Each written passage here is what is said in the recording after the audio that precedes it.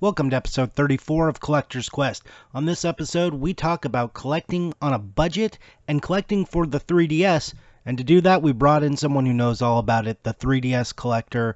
You can find him on Instagram. He's got a great collection. Be sure to check him out. If you like what we're doing, be sure to go to iTunes and go ahead and give us a nice review. That helps the show grow. For those of you who have missed the announcements, remember the Collector's Quest podcast now has its own Instagram page, not just Kat and I, so look for content there. And we've also moved some content to YouTube. Now, we don't have every episode there yet. We're still experimenting, but you will be able to find this episode there if that is your preferred listening method. Lastly, you can find us on Google Play if that's what you like. All right, stay tuned.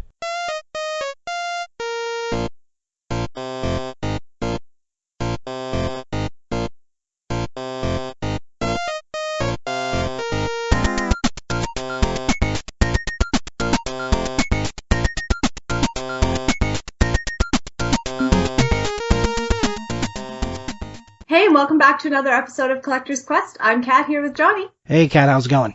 It's good, but it's not just you and I today. We have a guest. Yes, we have the 3DS collector from Instagram, and his name is Chris, and he's the guy I've known for a little while, met on the Sega Age forums back in the day, and he's here to talk to us about, one, collecting for the 3DS, and then, a little bit about how to collect on a budget, and then to having kids and being married, something you and I don't have to deal with. You and I, we got two incomes, we have no kids, we don't have to think or budget. Chris, on the other hand, has 3 kids and has to think about that, but that wasn't always the story, so he'll kind of lead us through it. Hey, Chris, how are you doing? I'm doing well, Johnny. Thank you guys so much for having me here today. Thanks for joining us. Yeah, absolutely. So, true, you have 3 kids? I have 3 kids. And you are married? I am married. All right. Is that, you collect kids now? Yeah, that's pretty much it. That's pretty much it. No, look, I love gaming. I love collecting.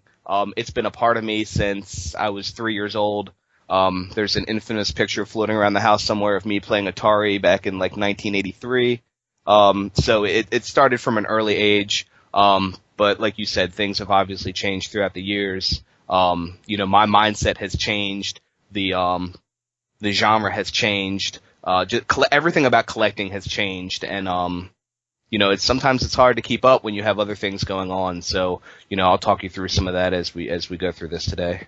Okay, so let me take you to the point in which we meet, and that's Sure. Circa 2009 on Sega Age when it first opens up. And actually, I take that back. Why don't you tell us when you began collecting and what you were collecting? Let's start at the very beginning. Sure. So the first time I actually thought about games as a collection was back in 1999. I was still living with my parents, getting ready to move out, and I was moving some boxes around, and I pulled out my old Nintendo. And a lot of those games that I had back in the day, they weren't great. I had a couple decent games, but I had sold them all off in exchange for some Sega Genesis and some Super Nintendo stuff because I was always kind of, current with my gaming. Okay. So I pulled out the Nintendo. I was like, oh, it'd be great to go back and play some of these games, specifically Mega Man, because I love Mega Man. So I wound up taking a 40-minute trip to the closest Funko Land in my area, and I wound up just on a whim, I just bought Mega Man 1 through 6, cart only. Took them home, played through them, it was great, and then from there it was like, well, what else did I miss on the Nintendo? Because I never had Mega Man 5 and 6. Everyone else in the neighborhood kind of had a different Mega Man game. I had 2, and I had other friends that each had a different one. So we kind of all played them a little bit, but I never seriously sat down and said, okay, I'm going to get into this and master these games. So once I did that, I was like, well, what else did I miss? I had the first Castlevania, but I never played 2 and 3, so let me buy those. I had Ninja Gaiden 2, but I didn't have 1 and 3, so let me buy those. So very quickly it became, what games did I miss that I really enjoyed other versions of? And I started amassing this collection from there. Then it jumped to Super Nintendo. I had a lot of friends at the time. I worked at a comic book store, so people coming in and out, I get to know them. They'd be like, yeah, I have a couple video games at home, I'd be happy to bring them in for you, and I'd buy some. Some people would just give them to me. I started amassing this huge collection until about 2002 when I decided I was going to take another stab at going back to college. Kind of went for a year. I was going to do music education. It's like, it's not really for me, so I kind of went about and did my own thing. Came back and said, you know what, let's do this again. So I was going to take some summer classes at school and realized like it's extremely expensive to take. Some of these classes were way up there in price. And I didn't really have like a lot of savings. I had some, but not enough to justify blowing it all on a couple classes just to catch up. So I wound up selling a lot of those games. My Nintendo and Super Nintendo collection pretty much went down to a handful of stuff each. And I was able to avoid taking out loans for that summer. I paid for all my classes, and it was kind of good. But it really left a hole in my soul. Like, I like gaming, I like collecting. So slowly but surely throughout that time period, I started building up a couple more games here or there, trying to fill in gaps. Prices started to rise a little bit. Nothing like we see today, but they certainly started to move up a little bit on certain titles. And yeah, that's kind of how it started with me until about 2007 when I got married. Okay. So 2007, and that leads into child one and marriage, and that's where I pick you up kind of in 2008 or 2009, and your wife is either pregnant or about to become pregnant, and baby number 2 on the way. So how did baby 1 kind of change how you were collecting? It changed a lot because we had to think about the way our income worked. We had dual income at the time, but with having a kid, like you always want to have somebody. You got to have somebody home. Like the baby's not just gonna chill out by itself while you go and try to make some money. So one of us always had to find a way to be home. And we have some family that's local, but that shouldn't be the rule. That should be the exception to the rule. You should be home with your kids. I'm not going to get on a rant about that, but you should be home with your kids. So we found out, like, any job that I ever took, it was always like, well, I'm working on their schedule. I work when they want me to work. And my wife runs her own business, so she could kind of make a schedule around that. But it kind of tightened up. Like, she couldn't really work as much as she wanted to, or to make the income that we wanted her to, because she always had to kind of work around when I was going to be home. With the kids. And then you kind of pair that up with spacing. Like, we live in a townhouse. Well, we have a very nice home, but space is limited for things like video games and so on. So I really had to kind of tighten it up a little bit and decide, like, kind of focus on what I really wanted to collect. And at that time, for me, it was the Sega CD, and that's kind of where you found me on Sega Age, where I really loved some of those quirky games that were on that system, and there were some great games on that system too. Some really nice RPGs, but a lot of weird, just stuff that wouldn't fly today. No, Marky Mark is one of the best games. It stands the test of time, and I'm sure it will be right up there with Zelda and Mario in the Hall of Fame one day. Just saying. Yeah. When everything is said and done, Marky Mark and Criss Cross are going to be looking down upon all these other games like, you should have stuck with us. Yeah, and Scottie Pippen Slam Fest and NXS and My Paint. Who didn't love My Paint? Colors of Modern Rock, anyone? Not even a game, but for the Sega CD as well. It's so funny that you look back at this system and you think, like, I don't know, like, hey, we have all this new storage capacity for these games now. What should we do? And it's like, how about pixelated music videos? That'll sell. And at that time, like, those groups and that music was kind of, I guess it was hot at the time. Like, I don't know. Chris. I definitely remember it. But look, it didn't sell. It was the worst idea in the world. I'm not justifying it by any means. No, Chris. To be fair, Criss Cross is going to make you jump. They will. My God. That's true. They're also going to make you wear your clothes backwards. Well, yeah, I mean, obviously, that's a given. If you're going to jump, you're going to have your clothes on. Kat, are you ready? Are you going to make a video of you doing this? I really want to see it. No, probably not, but I think I know what our intro music is. Oh, my God. If there's an 8-bit version, that just might be in the intro. For those of you who don't realize, I pick a song of the week and make it our intro music. If you find an 8-bit version, I expect that that's going to be the intro. I expect so as well. Anyways, back to... I guarantee it. So we're back to the lameness of Sega CD. Yeah. So I was collecting pretty hard for the Sega CD, and it was still collecting for that system. I know that people had done it. It wasn't necessarily the newest of territories, but there was still stuff to be discovered for that system. And it was cool getting together with that group of people and really kind of like delving in hardcore on, what actually exists, what variants are out there, how many of each copy of the games were made and so on. And some of that stuff, I still don't know how many copies of Lunar, the Silver Star there are out there. But it's definitely not rare. No one knows, but there's a lot of, everyone always like, the default answer on how many games were made when someone thinks it's rare. I heard there was only 5,000. Right. It's what everyone says. You're like, where the heck did you get this number? Oh, 5,000. Clean Lyrics. Yep, Clean Lyrics. There they go. Yeah. So where did you find this 5,000 number? What are you talking about? Everyone's like, there are no formalized records. We would have to have the distributor's list of product invoices to say how many went out or were produced. And Sega isn't exactly known as the great record keeper of all of their systems and games. I mean, there wasn't even a good list of Sega games. Chris, right when I was meeting you, and that's how we got started on this, I was fighting the fight on other forums for people who said, nope, this is the list of every Sega CD game ever made. I'm like, no, those games were not produced. There's no physical evidence that game exists anywhere in the whole world. But people would fight me. I made some not friends on a few forums for my strongly worded disagreements of their knowledge about the Sega CD. It's weird. It's like either you can prove it exists or you can't. Like there's no like, oh, this is it and that's it. Well, just show me a picture of it and I'll believe you. Right, picture didn't happen. It's come on, show me. And that's the end of their conversation. But no, but people go, I remember. You don't understand. I played this as a kid. I did. You don't know what you're talking about. And it's like, I know. I know what I'm talking about. I'm documenting this shit. What are you doing? You're just over here in shit town giving me your stupid opinion without any facts. You do not know what you were talking. I'm a little bit still frustrated. It's been a few years, but these are fights. As I do a lot of research, as you guys know, I have these fights all the time, and it's always some asshole going, nope, I remember it from when I was a kid. I'm like, oh yeah, your 5-year-old memory, I'm sure, is just the best. I'm sure you remember being 5, just clear as day. I feel like you have such extensive lists that you probably are going to be correct. I always side with myself, and I know that's like a strong bias. But one, I've done a lot of research. I did it in school. I'm trained in it.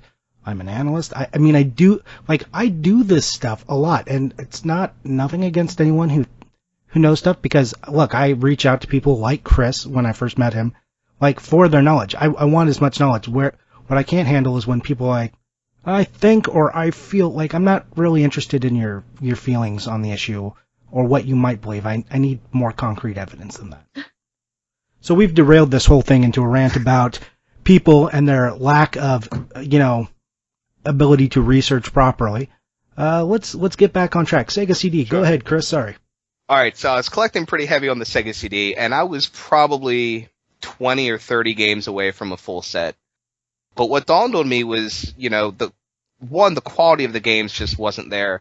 And like I said earlier, I'm a gamer first and a collector second. So owning all this cool stuff was great, but I wasn't playing any of it. And I kind of got disillusioned with like trying to spend big money on games like Marky Mark and Criss Cross and NXS. Like, it just doesn't seem like the best thing to do with the limited space that I had. And so I decided to get out of the Sega CD game, and I had some really nice pieces in that collection.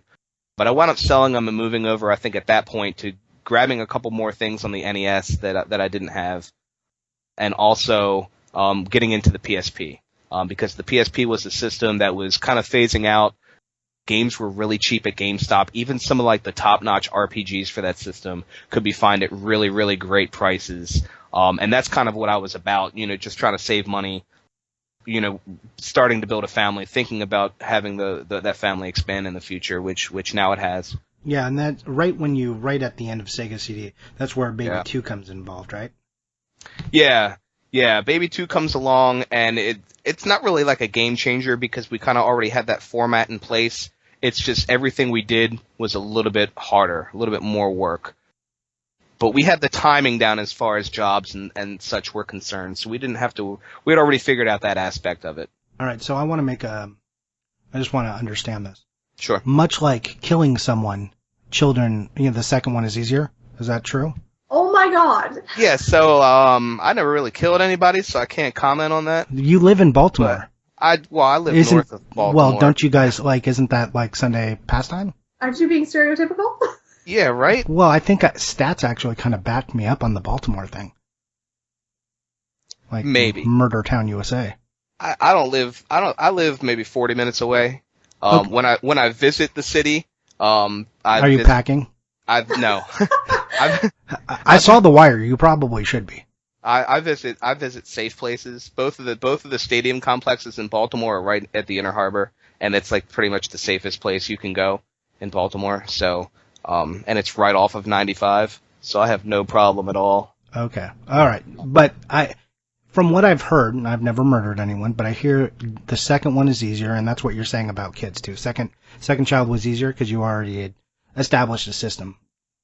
Yeah, there was a system in place. Like I said, everything like laundry doubles, diapers double, food double, like everything is harder, but because you have that system in place, you kind of know what to expect, and you're able to compensate. I mean, we're meant to reproduce, right? That's what we do. So maybe I can't reproduce, Chris. well, okay, all I'll right, never all make right. a baby. I Thanks. worded that knife. incorrectly. I worded that incorrectly, and I knew that too. I apologize for that. Cry. I apologize Oh, to God. everybody. I'm not sensitive Everybody about on this podcast, I apologize here and now. This is live. Yeah. This is live content. I'm just messing with you. Go on. But as a species, we reproduce. So You mean there's a biological imperative to continue the species? Got it. however you want to word it. However you Yeah. want to word it. Moving on. Yeah, so about that Sega CD. But it's very natural. When you have a child, it's very natural to kind of understand how to take care of the child. Is the point I was getting at. So you have the system in place, another child comes along, and it's just the new routine. Not a whole lot changed from 1 to 2. It just becomes a little more work, a little more expensive. You have a little less space to deal with.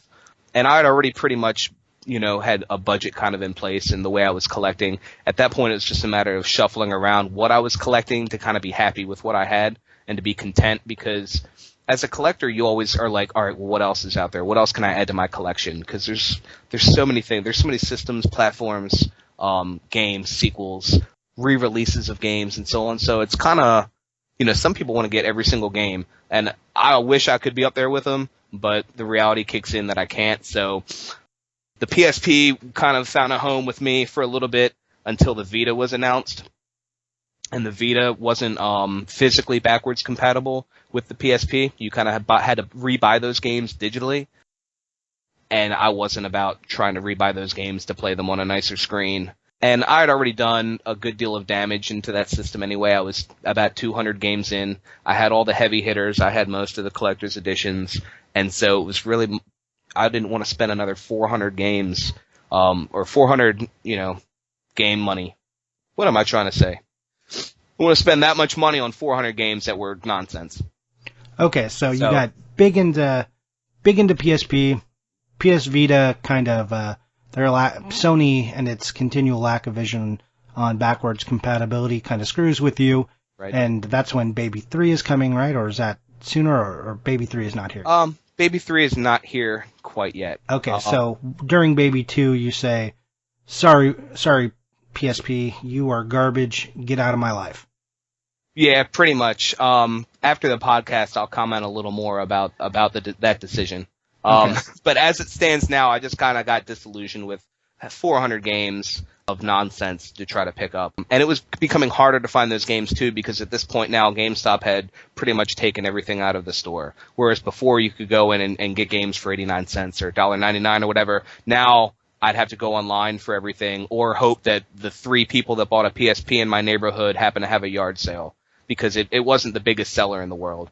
So I was kind of like, well, this is going to be very tedious to collect for. It's not very popular. Most of the people that I talk to, and I don't collect for anybody else, but it's nice to have conversations and kind of fit in with people and feel like you're part of the community. So when I'm like, yeah, I collect for PSP, and everybody's like, the what? Yeah, I kind of knew, like, all right, maybe I should move on to something different here, because if I can't have conversations and talk to people, like, there's no way I'm going to gather all the information myself. There's always going to be something that's going to fall between the cracks. As a community, when we all work together, it's great that we kind of fill in those gaps and we figure out the true collection and all the variants and all that fun stuff that makes collecting so great. So I was like, all those things combined, I'm like, I'm going to sell the PSP. I'm going to take that money that I got and put it towards some other things. And that became the 3DS, right? It became the 3DS eventually, right about the time that Link Between Worlds came out, because that is hands down, of all the games I've ever played in the past, Link Between Worlds almost murders every single one of them. I said murder. I'm from Baltimore. Get it? Yeah, we got you. Get it? I know. Second nature. So, second nature. That game is just an incredible work of art. I'm not sure how Nintendo continues to put out masterpieces like that, at least in my opinion. But I love that game, and it was great timing with the bundle coming out right around Black Friday, and Target honored maybe all the stores did, maybe they honored that deal where you could get it for $150. So that was an easy decision for me because I already had some money in PayPal. All I had to do was put it in the bank, go buy the game on Black Friday, and that started me on my 3DS journey right there. Nice. And so aside from Link Between Worlds, what else was it about that 3DS? I mean, you mentioned community, and I think that's kind of the one thing Nintendo has over like Sony, at least right now, is you have so many generations of people who grew up with Nintendo now that everyone can relate to Mario and Link and, Kirby's. Like everyone has kind of a shared experience, with less so, like, hey, Crash Bandicoot. Some people are like, who? Right. Crash Bandicoot's a great game made by one of my favorite, developers, publishers. But it just doesn't have the same as, hey, have you ever played a Mario game? Yeah, I'm the cliche Nintendo enthusiast where it's like I grew up with Mario and Zelda.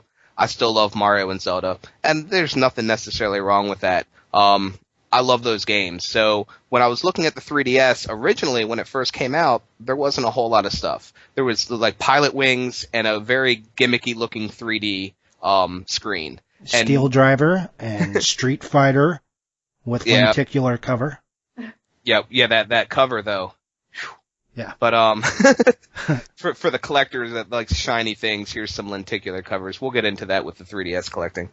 But I looked, the library wasn't there at the beginning, and even with knowing Ocarina of Time 3D was coming out, like I still own my pre-ordered copy for the Nintendo 64 back in '98, so I wasn't really worried about like that. So I hesitated for a while until Link Between Worlds came out. And then I looked back at the games that had been released during that time, and I'm like, wow, there's some really solid games. And not only that, but the future of the 3DS as far as what's coming out in the next year or two looked super bright. A lot of people say that Nintendo really doesn't support their systems or doesn't really have third-party support. But for the handhelds, I think that's the complete opposite. There's so many great titles on the 3DS. Pokemon X and Y was really kind of like the second big draw for me once I played through Link Between Worlds. And talk about generational things. I love the meme where it's like a bunch of kids are getting ready for the new Call of Duty to come out, and then you got all the adults screaming about Pokemon. And that's definitely me. Like, I get into Pokemon pretty hard. I think between all the games, each game I probably have about 200 hours logged in, just from breeding and collecting and trading and playing and doing things like that. And it's something I can do with the kids around because the 3DS has this great feature where you just close the lid and it pauses your game. So I can immediately get up and do something, go right back down, open up the game, and start playing again. And it's absolutely the best invention ever. So it gives you something to be able to collect, but that you can also play and enjoy playing. Right. I got to have that gamer aspect first. There's got to be something on that system that I really want to play, and then I build around that. And there's a ton of stuff on the 3DS that I really want to play. And like every system, there's some shovelware titles, but nothing nearly as bad as the Sega CD. Like there's some horse games and there's some crazy stuff like that on the 3DS. But when you look at the system as a whole, there's a lot of really solid titles, and I think they outnumber the junk. So it's just a real nice natural fit. And then bringing, the kids and everything back into the story, like it's fun to collect on a budget. Because one of the things I tried to do before I really jumped in and said, instead of just picking up a couple games, I'm going to go for a full set. I wanted to research and say, what is the most expensive game on this system? And let's go from there. It's changed since then. But at the time, the most expensive game on the system was probably about $100 or $150. And I think that's the Kingdom Hearts 3D Mark of Mastery Edition. And it may have gone up since then a little bit. I don't own that game yet. But that was the most expensive game at the time that I started thinking about collecting. And I'm like, well, that's extremely affordable for someone that in my position where I want to collect, but I don't always necessarily have the funds to justify spending $100, $200, $300, $400 on a game sometimes just to complete a set. So all those things, the franchise games, the third-party support, and some of the quality like Atlas, Konami, Capcom. I think there's even 1 or 2 Xseed games on the system. But there's a lot of third-party support for it, a lot of franchise games, and it's so affordable. It really is. And I'm surprised that more people don't talk about it. I know there's a lot of us out there, but I'm surprised more people don't talk about the 3DS because I love it. Okay, that's good to know about that Mark of Mastery. That is still available, and actually, in some cases, if you're looking for new or sealed, I see it going for $150 or less, and sometimes as much as $2. But it looks like if you were patient, and I know you are a patient person, always looking to find. That's like one of your things, right? You always remain patient, and you don't just give in to the I feel like I need this game. You wait, right? That's what you do. Yeah, it could be a double-edged sword. Like if you're an NES collector and you wait on games, the chances are the price is just going to go back up on it. That's not always the case, but I've been in the hobby for so long, in and out of the hobby, as we discussed, to know that the best deals I've ever gotten weren't from looking on eBay and buying something for market value. And they also don't make for the best story. I've never heard anybody say, you know what my best find was? I went on and I hit a buy it now on Mega Man at 5. Like, no one would ever say that. The best deals are like, hey, my friend had a box of games, or I went to a flea market and I asked if they had anything else in the back or whatever. Those are the deals that, or those that get conversations started and form memories and kind of keep people motivated to collect. And so being patient kind of awards you some of those stories along with having the item, instead of just going down a checklist of, okay, buy it now, buy it now, buy it now, which at the end game is the same. You still own all the games, but I think there's a little bit more storytelling involved. Maybe this is interesting. I don't know. No, that's something Kat and I are invested in, and we've talked about this on the podcast, is, the story and the narrative of your collection is important. Like, and if we ever sold it, you don't lose the stories if you ever sold out your collection. And you're with me on that, right, Kat? Oh, yeah. No, to me, it's more about the adventure and finding things than it is about the actual collection. Because I could part with the collection and rebuild the collection, because that's not the fun part. Not having it there is cool, but that's not why I did it. It was about the adventure and finding it. That's so much more interesting to me.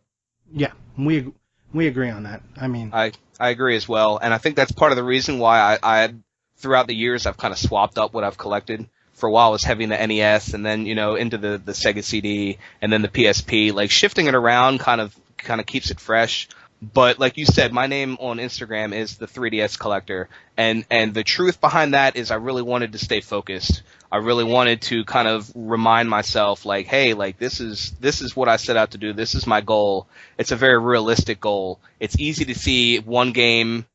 Let's say I run into an NES game 2 weeks down the road and it's extremely well priced and I pick it up. It's really easy to automatically become reinvested in that system and to start researching and go back and look and how much is this game going for now, who has what, and so on.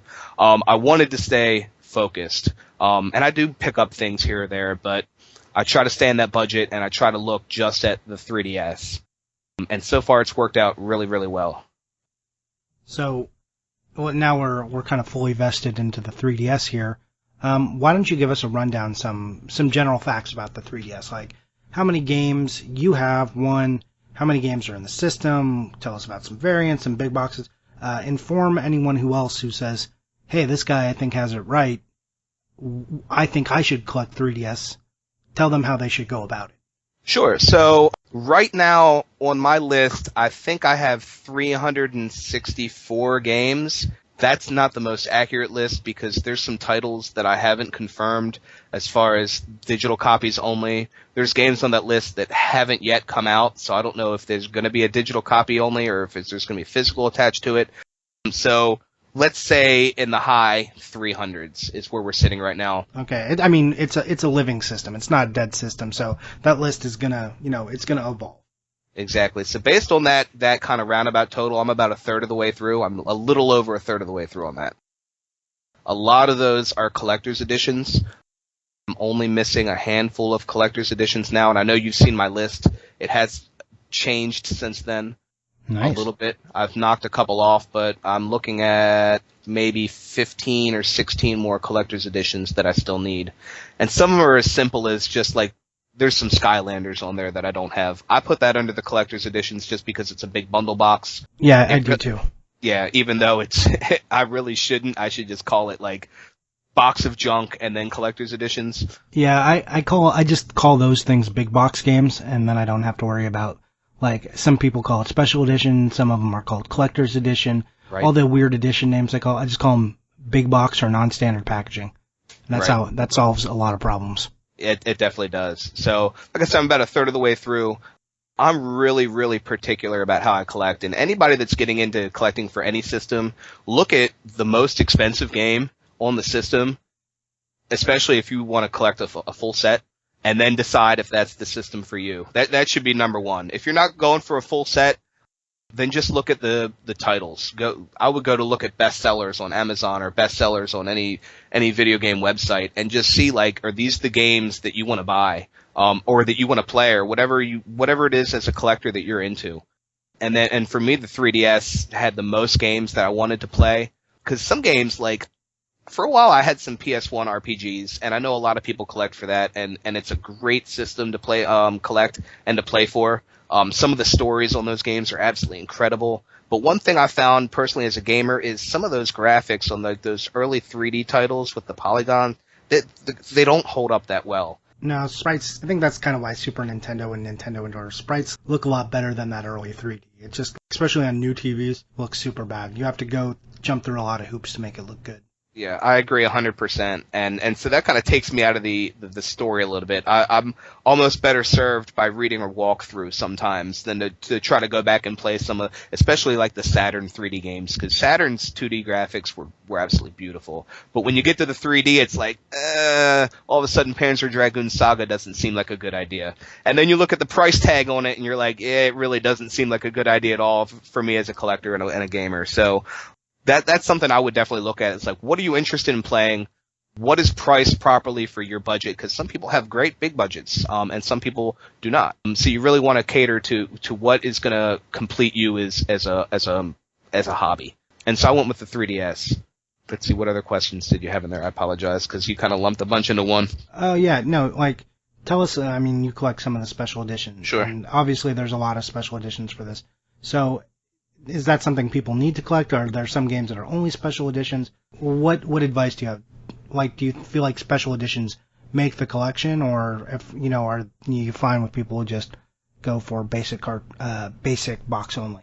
I don't care what anybody wants to collect, really. Like, if you want the special editions, if that means something to you, then get it. If you want it just to play the game, or if you want a nice uniformed shelf with all just of the white snap cases, then go for that. Like, it's really up to each individual. For me, it's not complete unless you have the collector's edition of the game. And that's the standard that I've set for myself. I think they look pretty cool. I like everything kind of nice and OCD lined up in an alphabetical order, and I can't do that with the collector's editions because they're just all over the place. So I order them by size. So if you look at my shelf, like, Bravely Default or Bravely Second End Layer is like on the left of my shelf, and then it just tiers down until you get to smaller and smaller boxes. They're not in alphabetical order, but if I did that, it would look crazy to me. But yeah, like, people just collect what you want, collect what makes you happy, collect what you can afford, collect things that, if you're collecting it for the collector's edition because you think you're going to be able to sell it later for something, maybe you should find a different hobby. I don't know. That's just my opinion. Some people do that, and that's fine, I guess. But I collect things, like, if it's sealed on my shelf, it's because I haven't played it yet. I really don't have anything else to add to that, but... Okay, no, that's fine. I just wanted to... Everyone's kind of got a different take there, so I wanted to hear yours. I wasn't necessarily that this is the right or the wrong answer. I just wanted to see what side of the fence you fell on. I love the bonus content. I love seeing artwork. So the bigger the package, it kind of shows off the artwork a little more. And that's one of the things I also collect for the 3DS is I have a lot of display boxes that you would find in the stores. They're about 11 by 12 inches, and they're just huge kind of reproduction copies of the box art for the games. They look absolutely beautiful. It really shows off the artwork, and I don't see a whole lot of people talking about them. And when I do, I don't see many people that have more than one or two. They kind of have like their favorite game or one that they happen to grab at a store because it was on the shelf. But I didn't see too many people that were actually out and about trying to collect those and get a full set of those. So that's something And if you look at my Instagram page, you'll see a lot of those pictures. I also put the display box in there too. I think they look beautiful. So for my answer in collector's editions, really, like, I love the big artwork. I love that you get a soundtrack and these kind of like special things in there. Sometimes you get bonus DLC content and things like that. So for me, like, that makes a complete set, but that doesn't mean it's a complete set for everybody. I know plenty of 3DS collectors that just want to have a nice uniform shelf with just snap cases and then call it a day. Okay, so let me give us a little bit of advice too for people who are new collectors. What should they be looking out for? Like, what are some of the I call them hurdles? Like, what are some of the hurdles to collecting the 3DS? Because like stadium events for NES is like the biggest hurdle in the world. Right. Like, okay, how do I overcome that? Super Nintendo has a high average value on the game, and then a couple super expensive ones. So like, what is it for the 3DS? Are there no hurdles right now? Like, what are some of the things that might make it difficult to collect for? The biggest hurdle for me so far has been Fire Emblem Fates Special Edition. The pre-orders for that sold out immediately. Well, it was also a huge stupid cluster. Like, there was the same thing that always happens with these companies where they don't know how much inventory they have, so they oversell and then they cancel pre-orders, which right. makes me want to stab people. Makes me want to move to Baltimore and commit murder. That's the third time, Johnny. That's the third time now. Yeah. Oh, are you going to kill me? Should I be worried? No, I don't. No, I'd rather pick up a couple 3D games and blow my budget on a plane ticket to sunny California. Yeah, agreed. I'll let you just sweat it out there, and I'll stay in the nice cool breeze. Sweet. Here in Maryland. Excellent. Drenched in blood. Yeah. But that is the biggest hurdle for me because it took Kingdom Hearts place as the most expensive game as far as the research I had done. It went from being retail $79.99 to now being over $200. And again, if I'm patient and I find the right seller and I find the right condition of the item, I might be able to get it a little bit cheaper than that. But I haven't pulled the trigger yet. That would take a big dent out of what I'm able to spend, and I'm not ready to do that yet. That's going to be something that I might finish up the set with and just kind of be like the last hurrah. But that's definitely a hurdle. I know a lot of people are looking for that, so I apologize if I drop some names on these games and people are still looking for them. But no, that's what we're. I mean, we cater to other collectors, so I have confidence that if someone that's listening picks it up, it went to a good home. Cool. So the second game that's the biggest hurdle is Frogger 3D. Not the standard case, even though the standard version is also hard to find. But Konami came out with a collector's edition that had a 3DS collector's case. It fits the old style 3DS. It doesn't fit the XLs. And it came in a big box. And they rarely show up for sale anywhere. And I actually have a really good story about how I got my copy. What happened was, let's hear it. One came up for sale on eBay, and a friend of mine that's a fellow collector, I believe he was the buyer of that game. And it went for, if you look for, completed items on eBay, you'll probably find that auction. It went for a great deal of money, and that's way out of my budget. What's a great deal of money? How much? It was over 100. Let's put it that way. Okay. So for me, dropping the bucket for some people, for me, a lot of money. So. Okay. What I did is I went on Amazon and I noticed like there was no listing for the anniversary box. Either everyone was too lazy to make one, or no one had one to make.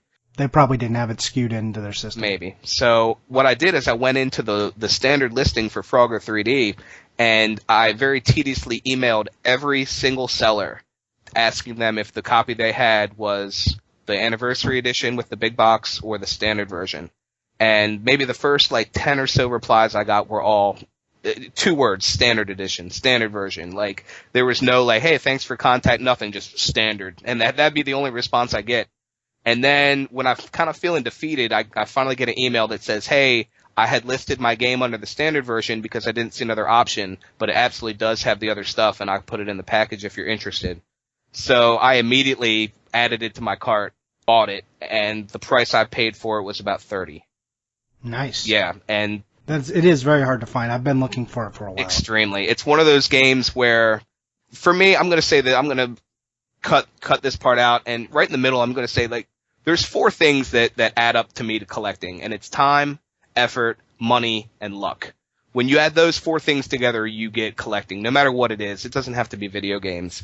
And for me, money isn't always something that I can ramp up to compensate for the other one. So I have to rely on timing. I have to rely on the amount of effort that I spend on doing things. And sometimes I have to rely on luck and just being at the right place at the right time. And so that's one of the ones where I knew, like, if I just sit around and wait, there's going to be a lot of competition for this game to show up on eBay. It's going to get bid up crazy. It'll probably go for more money than the other one did because now people are seeing that it's a hard to find item. And so I ramped up the effort aspect of it. And like I said, I went on Amazon, I emailed every seller, and I finally got a hit on one. And so that made me really, really happy. I feel like that's a story that I can share and feel good about what I did as a consumer. because you can't, it's not going to pop up again for a while. And you would think normally what would happen is somebody sees something that they didn't think was rare, sell for a good deal of money, and then you start to see more show up. Because people are like, oh, I want to cash in while this item's hot. Yeah, and that does happen. And I still haven't seen a copy of that game since that happened. So that tells me, like, there's an actual rarity to this item. Well, and it also has to do a little bit with demand, right? Yeah. I mean, it's Frogger. So, like, Right. How many people are like, oh, shit, yeah, another edition of Frogger for the collection? Exactly. I mean, and I'm a guy who loves some Frogger and own multiple copies, not just because of sets, but, like, as a kid, I had the little mini cab of Frogger. I loved Frogger. And I'm still not like a super Frogger enthusiast now as an adult. I'm not like, oh yeah, I really want to get these Froggers, all of them. And there are a lot of Frogger games out there. There definitely are. But yeah, like you said, it's not one of those big titles, but it's certainly rare, and that was going to be a hurdle for me. But I ramped up that effort, and for that particular game, it paid off. So I was really happy about that. Yeah, I'll just interject real Sure. quick. And this is just about rarities for people who don't like think about it. If a game is rare and also has no demand, that is the most frustrating and hard item to find. And sometimes being rare will create demand, but that is not always the case. And sometimes, there's so much demand when an item isn't actually rare. Think about Earthbound. That's a game that creates a lot of demand, so its price goes up. Then there's things like Frogger, which are rare, and then there's a small amount of demand, which keeps the price high, but there's not enough demand to make people invest in selling it. So as a collector, games like Frogger are just like the biggest pain in the ass to find. It's in that sweet spot of super difficult. I agree. And sometimes when you're collecting and you're looking for a specific item, just waiting for it to show up online somewhere, like, you're putting a lot of responsibility on the sellers out there to do stuff. It's not, go out and look for it. Go do the old-fashioned way and just ask people if they have it, which is what I did, and it paid off. If I went down that list again today and asked everybody, I'd get a bunch of standard responses again. I think just the timing was right, but I wouldn't have known that. And then the game wouldn't have sold either. The game would have just sat online because people are like, I'm not going to pay $30 for a standard version of Frogger. That seems ridiculous. The game's probably about $15 or $20. But you add that box and that case into it, and all of a sudden it's a big collector's item. So you just have to be lucky sometimes, but you also have to put forth that effort before you're going to have anything in return. Right. I mean, I think some of the Lego games are kind of falling into that same area where the package doesn't look enough different, the demand isn't quite there, and the standard editions are super cheap, so, some of those get tough to find. Yeah, there's five Lego games on the 3DS that have bundles with them, and by bundle I mean it comes with a little Lego figure or keychain or whatnot, and it comes in a nice big premium box like you would expect, like the Atlas or Xseed stuff to come in. And they're extremely hard to find. I don't know if they were Target exclusives. I can't really find as much information on where they were sold. I just know that I never physically saw any of them for sale anywhere. Well, like the Lego Avenger one, I know it's not an exclusive because you can find that at Toys R Us all day. Okay. But yeah, I don't know if they were all exclusives or what. I think the Jurassic Park one was. Some of them may have been Walmart exclusives as well. Like I know some of the Batman was. I'm not sure. I'm still missing the Jurassic World bundle, but I have the other four. Yeah, I got lucky with the Jurassic World. In fact, mine was just a box. I found someone selling the box for $5, but then it's still the same standard case one, and I found someone selling the minifigure, so I had to build a set. Whatever it takes to get it done. Well, that's my way. Yes. Let's see, what other hurdles are on the system? With a new system, where they're still developing games, you kind of get these like, oh, the game's not being printed anymore. They're going to stop distribution of a certain game. And you saw that kind of happen with Ocarina of Time 3D, where all of a sudden there was speculation like, hey, they're not going to make any more copies of this game.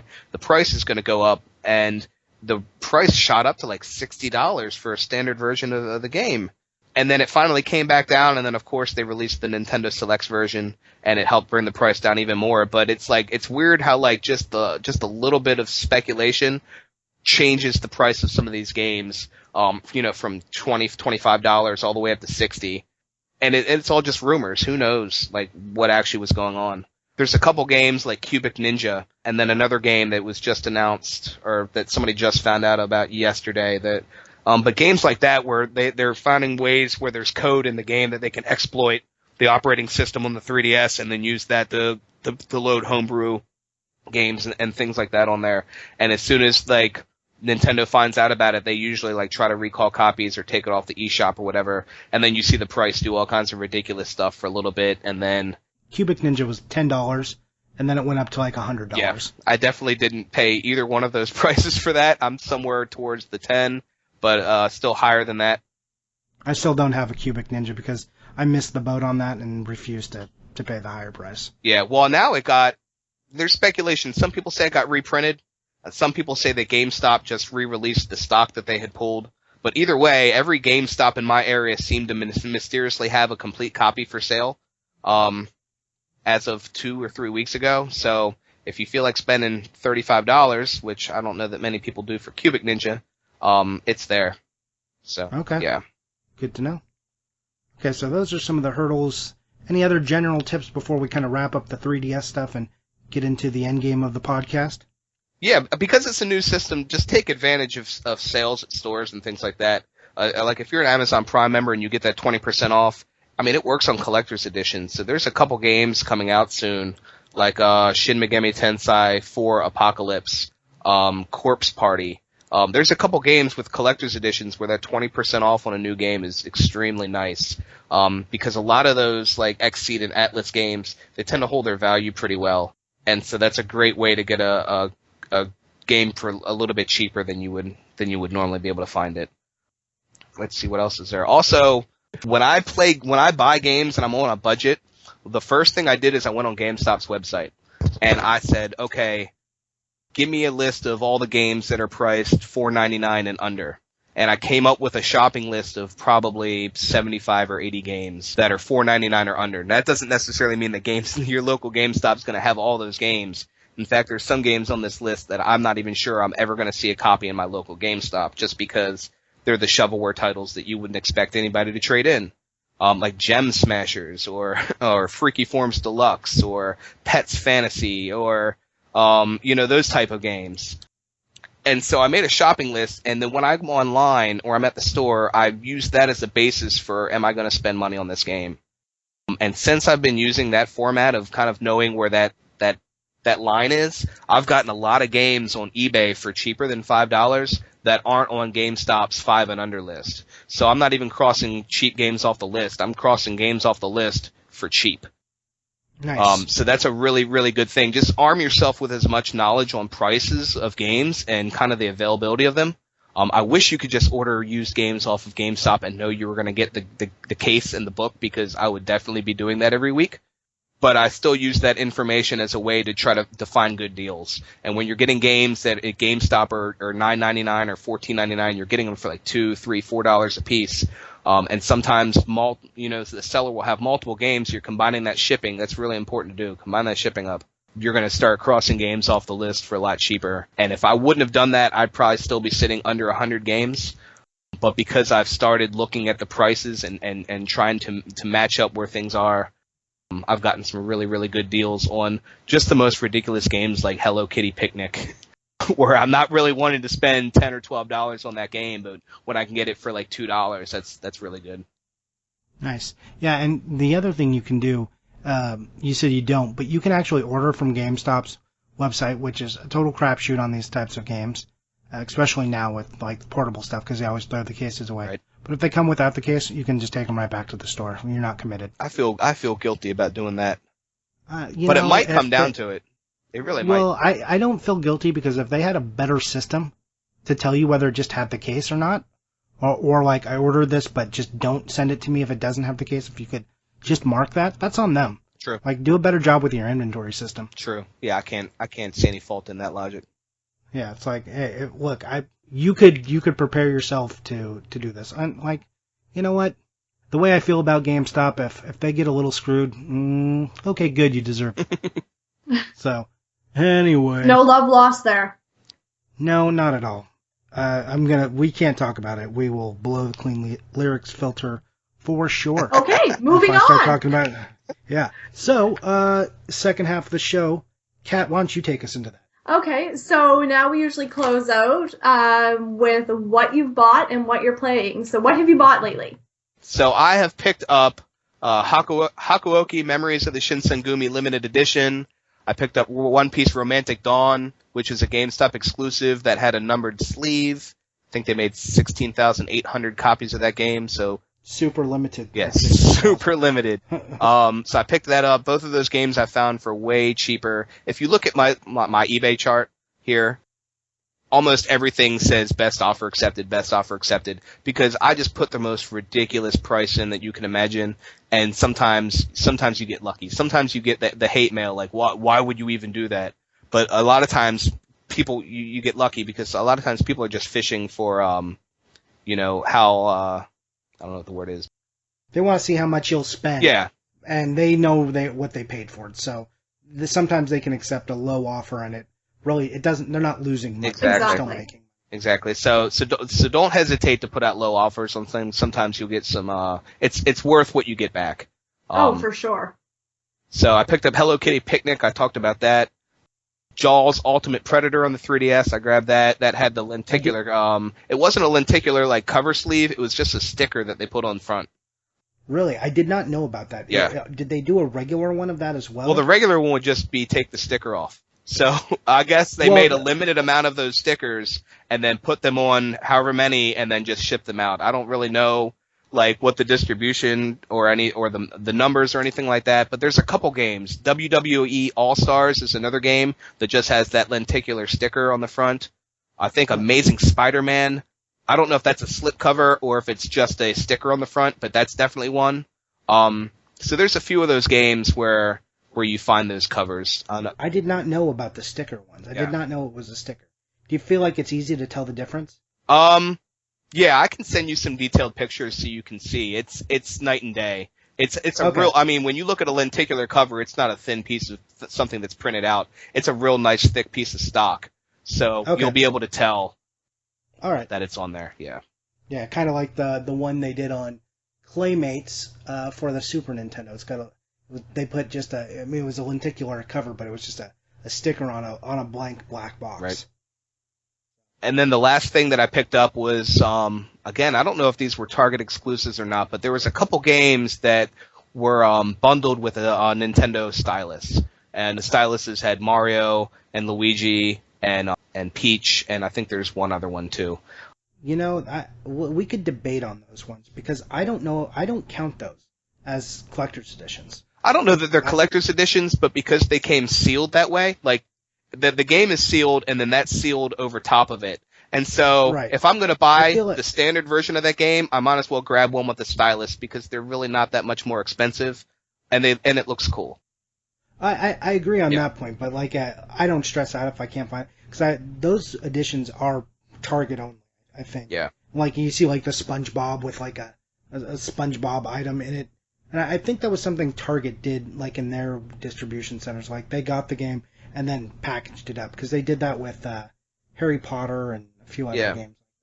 Yeah, and that's one of those things where, like, you were talking about collector's editions, do you need them or not? And that's just one of those things, like, you can take these collections as far as you want to go.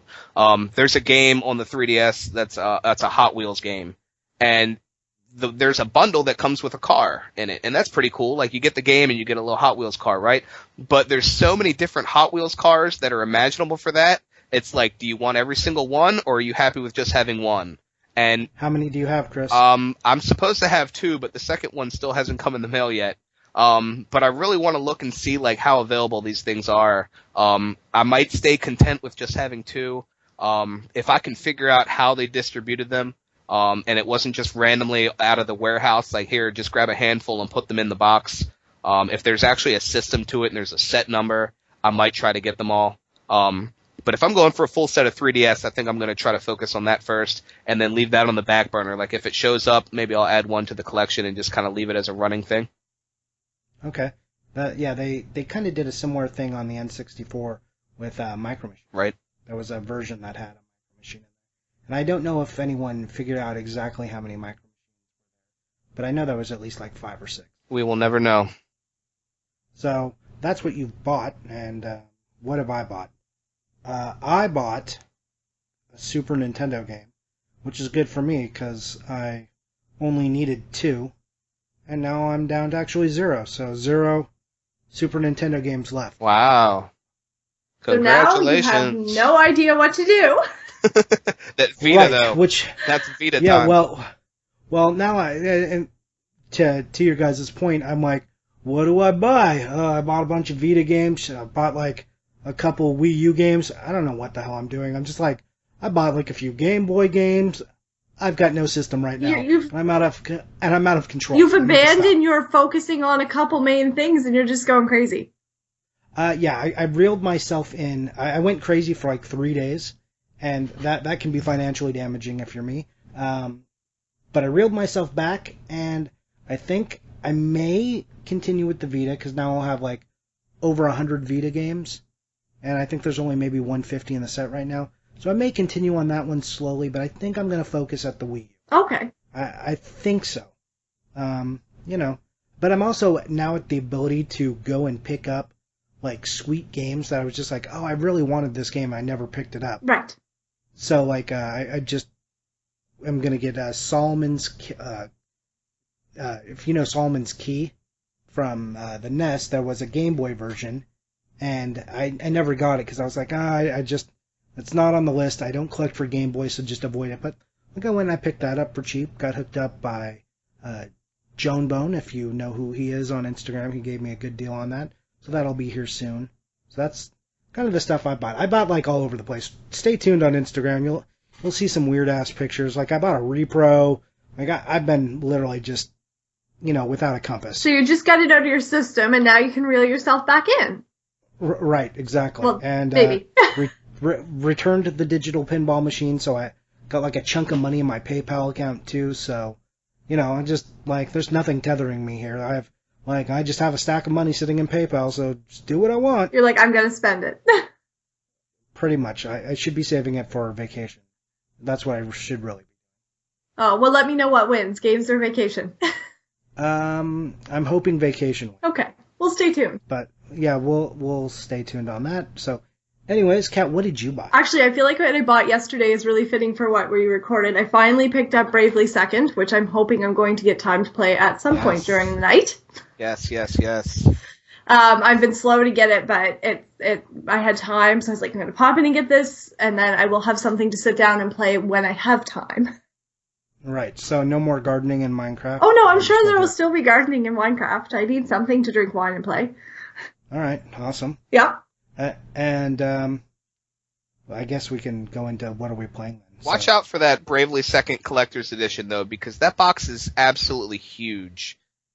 It is enormous, actually. It was way bigger than I thought it was. Yeah, I haven't seen it in twice person, the just size. pictures. It's at least twice the size of the original Collector's Edition, and I had to move my shelves up a little bit just to fit that game on there. I think, Kat, if you look at my Instagram, I think I put a side by. Oh, did you? I think so. There's definitely one on mine. Okay, I'll go have a look then. So, what are you playing, Chris? In my 3DS right now, oddly enough, is Ocarina of Time 3D.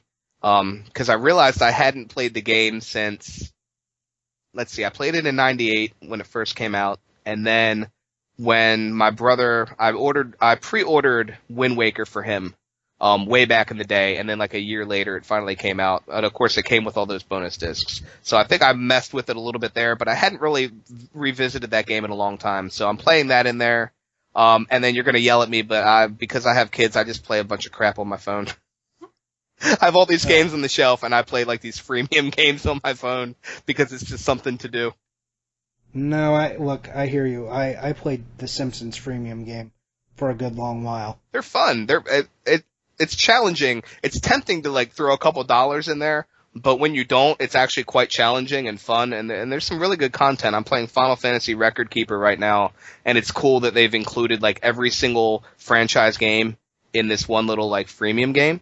Yeah, I actually downloaded that to check it out after your recommendation. Yeah, it's fun to mess around with. I wouldn't call it a masterpiece, but the music's there, the character's there, so they had me sold right at that. And it's free, so like that's right up my alley. Yeah. Free, everybody can afford. Yes. Kat, what about you? What are you playing? Unfortunately, not much of anything because I feel like it was Monday and now it's Sunday. But I am going to play some Bravely Second, and when I get tired and need something mindless, then I'm going to switch to my gardening on Minecraft. Nice. Okay. Cool. Yeah, it works. Let's see. What did I play? I played a little bit of Final Fantasy. I've been trying to get Final Fantasy, like a good edition of the original one to play. I really want to play the PSP one again, and my dilemma is my PSP is I want to hook it up to the TV. And I don't know where that wire went, so I got to reorder that. So I spent like a good hunt doing that, and then playing it, and then like checking out the Wii U version if it was any good, or seeing if I could buy it on the Vita and then transfer it to the PlayStation TV. But it was like the wrong edition. I want the version on the PSP is a really good edition because it takes all the stuff that was like on the DS version, on the updates, I guess on the GBA. It updates that even further and adds the extra dungeons and stuff and kind of polishes some of the graphics. So I wanted to go through it because I haven't. Aside from that, I played a little bit of pinball. I was playing pinball again and just a little bit of Call of Duty. I was getting kind of angry, and I played a little bit more Overwatch. It's growing on me a little bit, but it's still not my favorite thing yet. I like playing it most when I have friends to play it with. Then I'm really enjoying it. But when I'm just turning it on and playing by myself, I'm not having much fun. Okay, so you're still not doing it. Not exactly. I will say more or less, but really it's less. I think it's a good game to play with people. Like when you have a team and you can communicate. But if you're just like playing with a bunch of rando scrubs, it's kind of awful. Okay. And I mean, I include myself, like, as one of those rando scrubs. I just get tossed into a team and completely awful, and they're just like, why are you here? I've had that message from people, why are you here? Like, oh, that's okay, cool, nice, thank you. I feel great. There's something to be said about playing with friends. Anyone that knows me knows that like first-person shooters are not my thing whatsoever. Like the last first-person shooter I think I enjoyed was like Wolfenstein 3D back on like the original, back on the PC or whatever, when it first came out. So I'm not into that at all. But I remember for many months going and playing Halo 2 at a friend's house, just 4-player local. And as much as I hate first-person shooters, that's some of the most fun I've ever had playing games because I was playing with other people and it was right there. It wasn't over the internet and things like that. So, I think that says something about, the community of gamers. And we touched about that earlier with collecting and having people to talk to and things about that. I think that's really what keeps a lot of people, including myself, in it so much is that interaction with people, even if it's something that's not necessarily your cup of tea. Yeah, and that's how I actually got started playing Call of Duty because I'm like, this game is really stupid. Why? And then I had like 3 friends who were like, come just play with us. Like, we just screw around and we talk, and like really it's just like sitting on the couch and talking. You're not worried about like how good you are at the game. You're just, having a good time. If you get a great kill, then you got something to talk about. Exactly. Yeah, there's a reason why those games sell so well. Even though I personally don't like them, I mean, it still helps those developers and the systems that they put the games out for. It helps them kind of like put out the stuff that we like, because so many people buy into that stuff. So even though I really have a dislike for those kind of games, especially like the Madden games, I respect that it helps draw people into that community and really kind of gives us the ability to play the games that we want to play. I heard the next Call of Duty that they're putting out is actually the Baltimore edition. And every map is in Baltimore, and you just play as a resident of Baltimore. You pick, like, uptown, midtown, like, that's how you pick. You're really liking this Baltimore thing. I kind of am. I actually really love the history and the story of Baltimore, actually. It's got an interesting story. Even their football team, is named after Edgar Allan Poe's The Raven. At least that's what I think I read somewhere. Yes. So, and the Orioles have great colors, black and orange. I love Halloween, so it's like perfect colors for me. And also, they had, a legend in Cal Ripken. Well, it's like an amazing streak, just like his Iron Man streak is crazy good, even though I don't follow baseball. The dedication and the accomplishment of that is still something interesting to me. The Wire, a show I like very much, happened there, so that's why I make the Baltimore jokes. If you do you watch House of Cards at all? Yes, I do. House of Cards, some of that is filmed in the county that I live in. We're just north of Baltimore, but a lot of that stuff is filmed in our area. Well, that's neat to know. It's pretty cool. Yes. So I make fun of Baltimore, and I mean I don't ever want to live there. But I think it's interesting to read about. Oh, we make fun of it too. There's a running gag I had for a few years where I was like, M&T Bank Stadium where the Ravens play. I was like, the stadium's prohibiting weapons into the stadium this year, which is really going to hurt the Ravens defense. Nice. Yeah, pretty much. All right. Well, I mean, could be worse. Could be the Cowboys. The most jailed franchise ever, I think. Anyway, I think that's kind of does it for us unless Kat wants to talk football. No, I'm good. We're done. No? Oh, we're done? Okay. Football's the oblong ball. Yeah, I know what the football is, but I don't want to hear any more about it. I second that. All right. Okay. Good to know. Basketball's my game anyways. So that will do it. Let's hear where to find everybody on Instagram. Kat, where can we find you? You can find me at Katsylvania, Katselvania. And Chris? I'm the 3DS collector. On Instagram. You can also find me there on Twitter, although I use it to like retweet contests, so you're really not going to find a whole lot of content there. So Instagram it is. So, and tell us how that's spelled, because you kind of got it all run together, right? Yeah, it's just all one word. THE, the number 3, DS collector. All one word. Okay. No underscores, no fancy things, just old fashioned. All right. Mine, you can find me at Johnny_Iucci. You can also visit GameOverJohnny.com. And now, if you want to listen to this podcast on YouTube, you can search Johnny Iucci, and you can find some of the podcast now on YouTube. That's a thing we've started doing, so you can look for it there. I add some pictures of people's collections, maybe some pictures I don't even show on Instagram. We throw those up, and pictures of Kat and myself, and just whatever I can cram in there. I could just do like one static image, but I kind of thought maybe I'd throw a little more into there, though it will get repetitive after 45 minutes. Make it a little bit more interesting. And definitely go and check out our Instagram page for the podcast at collectors_quest_podcast. Right. That's new too, and that's where we will house a lot more of this stuff. And when we revisit, like throughout the week, we'll throw up the announcement, and then throughout the week we'll show extra pictures of Chris's collection so you can see those. And, we'll also maybe talk about a few old episodes you might have missed and want to see. So that does it for us this week. Thanks again for listening, and we'll talk to you soon. Bye-bye.